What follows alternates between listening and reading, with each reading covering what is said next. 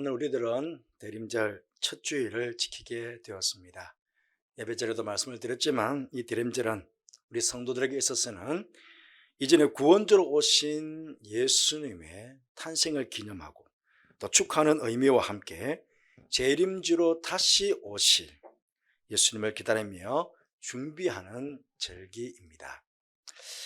그러다 보니 우리 기독교는 어떻게 보면 기다림의 종교다, 그렇게 말씀을 드릴 수도 있겠습니다. 구약의 수많은 믿음의 사람들도 하나님의 약속의 말씀을 믿고 기다리는 삶을 살았습니다. 아브라함과 사라는 후손에 대한 약속의 성취를 기다렸고, 광야길을 걷던 백성들은 약속의 땅 가나안을 기다렸고, 나라 일을 잃고 포로된 백성들은 다시 나라의 회복을 기다렸습니다. 이런 기다림 속에 최고의 기다림은 바로 메시아의 기다림이었습니다. 그런데 정작 기다렸던 메시아가 오셨지만 영적으로 어두웠던 세상은 그분을 영접하지도 알지도 못했고, 오히려 그분을 십자가에 못 박아 죽이는 죄를 저질렀습니다. 오늘날에도 대림절과 성탄절은 해마다 돌아오지만 이 귀하고 소중한 절기들을 허황되고 잘못된 기대와 기다림으로 보내는 사람들이 아직도 많이 있다 하는 것입니다. 금년 대림절과 성탄절은 은혜보다도 의미 있고 뜻깊게 절기를 보낼 수 있는 우리 성도들이 되었으면 좋겠습니다. 여러분, 지금도 밖에는 태양빛이 비치고 있지만 우리의 삶의 구석구석을 보면 여전히 어두움이 짙게 깔려 있음을 보게 됩니다. 첫째로 보면 영적인 어두움이 짙게 깔려 있습니다. 예수님 당시에도 메시아를 알아보지 못할 만큼 영적으로 암흑의 시대였습니다. 지금도 많은 사람들이 예수님을 알고 있다고 하지만 여전히 빛이신 예수님을 제대로 알지도 못하고 빛을 창조하신 하나님을 찾지도 않으며 여전히 어둠의 권세자인 마귀에게 붙잡혀서 죄 속에 살아가는 수많은 사람들이 이 땅에 있습니다. 둘째로는 정서적, 육체적 어둠입니다. 어둠이 가득한 세상이다 보니 사람들의 마음이 또한 어두워집니다. 특히 최근 사람들의 마음에, 우리 국민들 마음에 화가 가득 찬 것 같습니다. 곧 폭발할 것만 같습니다. 마음에 여유로움이 없습니다. 누가 조금만 말 한마디라도 잘못하면 폭탄을 그냥 쏟아붓듯이 입에 담지도 못할 온갖 욕설과 비난을 쏟아놓습니다. 코로나로 인해 많은 사람들이 지금 고통 속에 지나고 있지만 또 다른 이런저런 질병으로 인해 육체적인 어둠의 고통 속에 살아가는 사람들도 우리 가운데는 많이 있습니다. 또 셋째는 도덕적, 윤리적 어둠입니다. 여러분, 사람이 잘못하면요, 잘못을 저지르면 양심의 가책도 받고 또 부끄러움과 수치심을 느끼게 됩니다. 그게 인지상정 아닙니까? 근데 최근에 보면 잘못을 했음에도 잘못했다고 말하지도 않고 오히려 적반하장식의 행동을 하고 거짓말을 부끄러운 줄도 모르고 경쟁하듯 그렇게 지금 우리 사회는 하고 있습니다.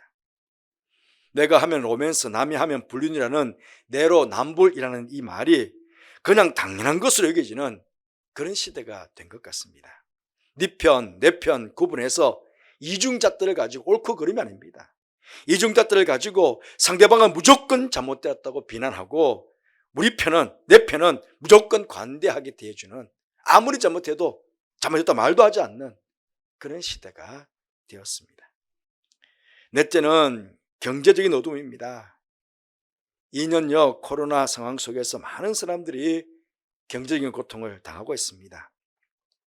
이제 나라의 빚이 끊임없이 늘어서 1천조 원이 훨씬 넘는다고 합니다.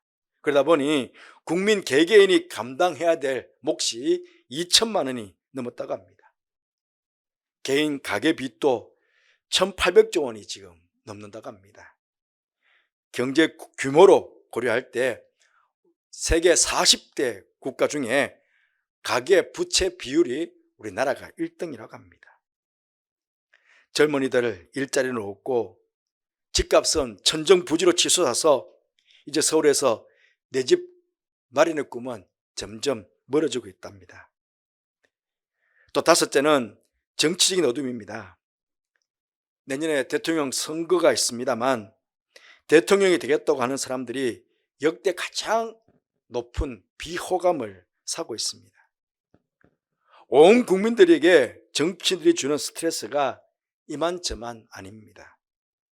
정치 지도자들이 국민을 걱정해야 되는데 오히려 국민들이 정치 지도자들을 신뢰하지 못하고 오히려 걱정하고 마음이 상해하고 있습니다. 여섯째는 사회 전반에 걸친 어둠입니다. 여러분 신문 사회면 한번 펼쳐보십시오. 사회면을 차지하고 있는 사건들, 이웃 간의 살인은 말할 것도 없고 인면수심의 성폭행 사건도 있고 사회 곳곳에 일어나는 부정과 부패 사건들이 끊임없이 사회면을 도배하고 있습니다. 일요일에 올 수 있는 수많은 어둠 일들이 사회 전반에 걸쳐서 일어나고 있습니다. 그러므로 어둠이 가득 찬 이 세상에는 반드시 예수님의 빛이 필요합니다. 태양빛도 없으면 우리가 살 수 없습니다마는 세상의 빛으로 오신 예수님께서 비추는 빛이 없으면 우리는 살아있다 하나 죽은 자들과 마찬가지인 것입니다. 대림절이 되면 교회에서 매주일마다 4개의 촛불을 밝히게 됩니다. 제 뒤에 이제 오늘 1개의 촛불이 밝혀졌는데요.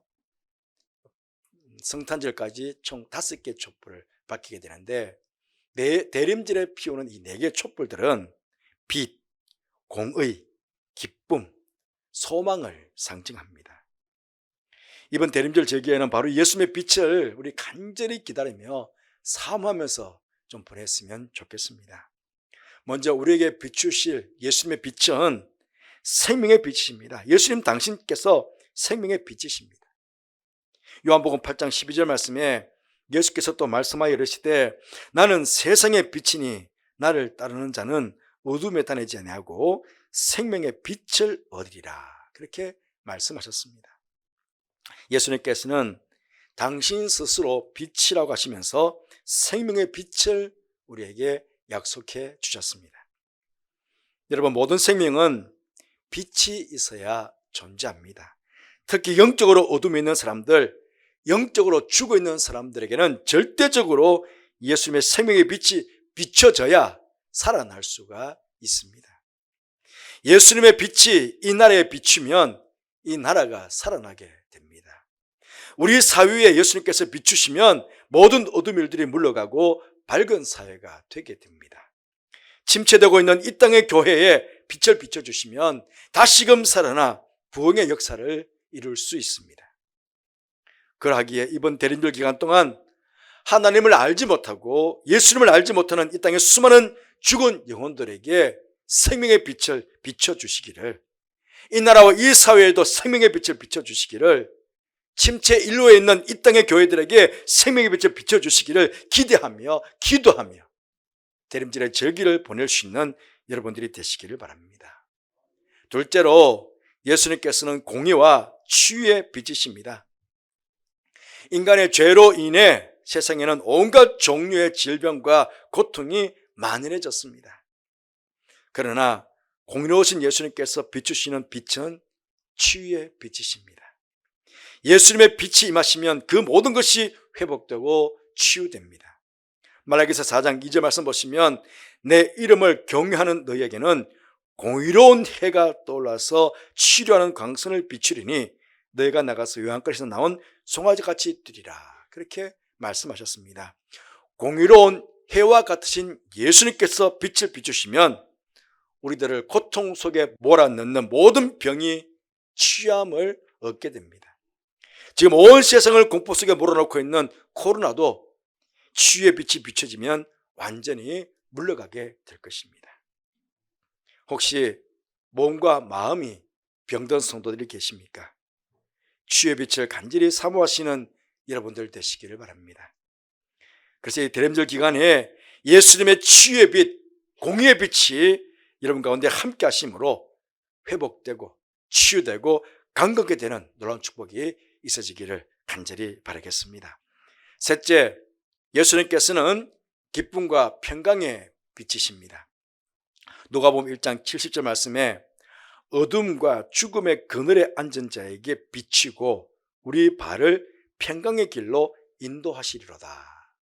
그렇게 말씀이 있습니다. 예수님에 대한 말씀이죠. 여러분, 깜깜한 어둠에는 앞길이 보이지 않습니다. 우리나라의 정치 경제적인 앞길도, 우리 사회의 앞길도, 심지어 우리 각 개인의 앞길도 깜깜한 어둠 속에서는 그 길이 잘 보이지 않습니다. 하지만 작은 빛이라도 비춰지면 길이 보이게 됩니다. 그것도 평강의 왕이신 예수님께서 빛을 비춰주시면 어둠만 물러가는 것이 아니라 참 기쁨과 평강의 길이 환히 열려주고 그 길이 보이게 되는 것입니다. 우리가 걸어가는 길이 불안과 고통과 염려와 근심의 길이 아니라 주님과 동행하는 참 기쁨의 길, 참 평강의 길이 되게 되는 것입니다. 그리고 그 길에서 나와 함께 가는 사람들과 미움과 다툼과 경쟁의 길이 아니라 함께 걸어가는 화평의 길, 사랑의 길, 평화의 길을 나의 동무와 함께, 나의 이웃과 함께 그렇게 걸어가게 되는 것입니다. 이번 대림절의 절기 동안 여러분의 인생길 앞에 예수님께서 환히 빛을 비춰주심으로 기쁨과 평화와 평강이 가득한 복된 인생길로 달려가는 우리 모두가 되기를 간절히 바라겠습니다. 넷째, 예수님께서는 소망의 빛이십니다. 사도 바울은 디모데전서 1장 1절 말씀에서 우리의 소망이신 그리스도 예수라고 그렇게 예수님을 소개해 주고 있습니다. 어둠의 세력들이 판을 치는 세상에서 절망 가운데 살아가는 사람들이 얼마나 많이 있습니까? 또 절망적인 일들이 얼마나 많이 일어나고 있습니까? 그런데 예수님께서 빛을 비추시면 이 빛은 망망대해에서 보이는 등대처럼 희망을, 소망을 발견하게 됩니다. 죄의 고통 속에 있는 사람들에게는 죄 사함의 소망이 있습니다. 병의 사슬에 얽매인 사람들에게는 병 나음의 소망이 있습니다. 죽음의 공포 속에 있는 사람들에게는 부활의 소망이, 천국에 대한 소망이 있습니다.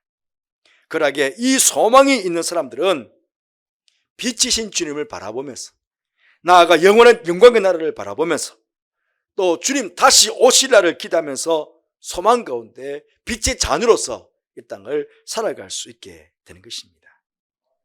사랑하는 성도 여러분, 빛은 아무리 작아도 그 빛만큼 어둠은 몰아내게 됩니다.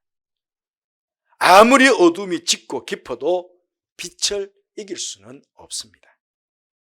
그러기에 이 어두운 세상에 빛으로 오신 예수님을 이 대림절의 기간 동안 기쁨으로 여러분 안에 영접하시기를 바랍니다. 그리고 생명과 치유와 평강과 소망이 필요한 것에 예수님께서 그 빛을 비춰주시기를 기대하며 최선을 다해서 기도할 수 있기를 바랍니다. 그래서 이 나라 안에, 이 사회 안에, 여러분 안에 있는 모든 어둠 일들이 물러가고 주님 안에서 진정한 생명의 기쁨, 회복과 치유의 기쁨, 평강의 기쁨, 소망의 기쁨을 충만하게 누리게 되시는 대림절과 성탄절의 절기가 되시기를 바랍니다. 나아가 흑암과 사망에 거느진 땅에 앉은 세상의 수많은 자들에게 예수님의 빛을 전개해 주는 그런 대림절과 성탄절의 절기가 되시기를 바랍니다. 기도하겠습니다. 주님, 저에게 대림절의 절기를 허락해 주셔서 감사합니다. 어둠의 빛을 임하신 주님께서 이 대림절 기간 동안에 우리 안에 충만하게 임해 주셔서 생명의 기쁨, 회복과 치유의 기쁨, 평강의 기쁨, 소망의 기쁨을 충만하게 누리는 우리 모두가 되게 해주시며 이 빛을 어두운 가운데 있는 세상 사람들에게 전하는 그런 복된 삶을 살아가는 대림절의 절기와 성탄절의 절기가 되게 하여 주옵소서. 함께 하시기에 감사를 드리며 예수님 이름으로 기도드리옵나이다. 아멘.